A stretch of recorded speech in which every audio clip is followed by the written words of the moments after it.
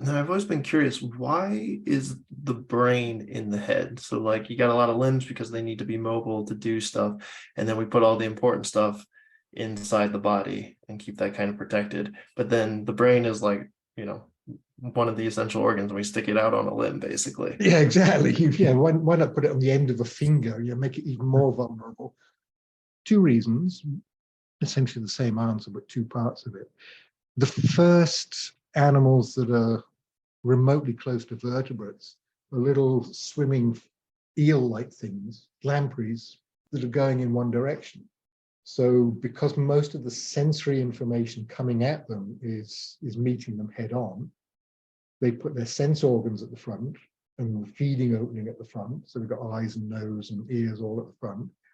And it doesn't make any, what you then want is a really short distance for the nerves to travel to part of the nervous system that's going to process the information. So instead of having it at the back end of the vertebral column, you put it at the front.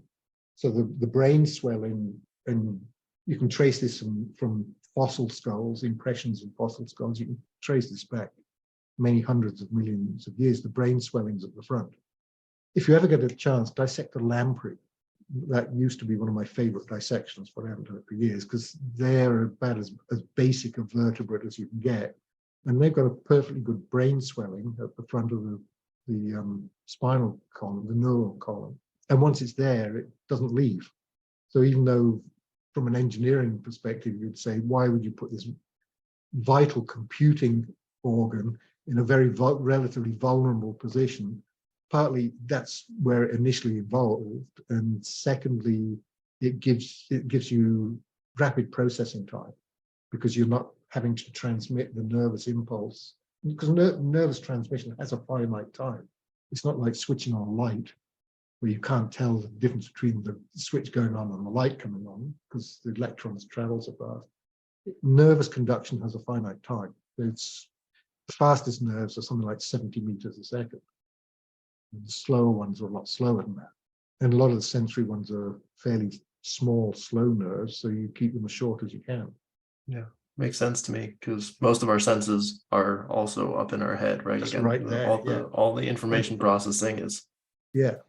And can you imagine, if you fell off your motorcycle, instead of landing on your head, if your brain was in your butt, you'd be much less vulnerable. Yeah, it just doesn't work that way. Sure. And then obviously you've got to make some effort to protect the thing. This is why you get all various bones around it. This is of course effectively a motorcycle crash element.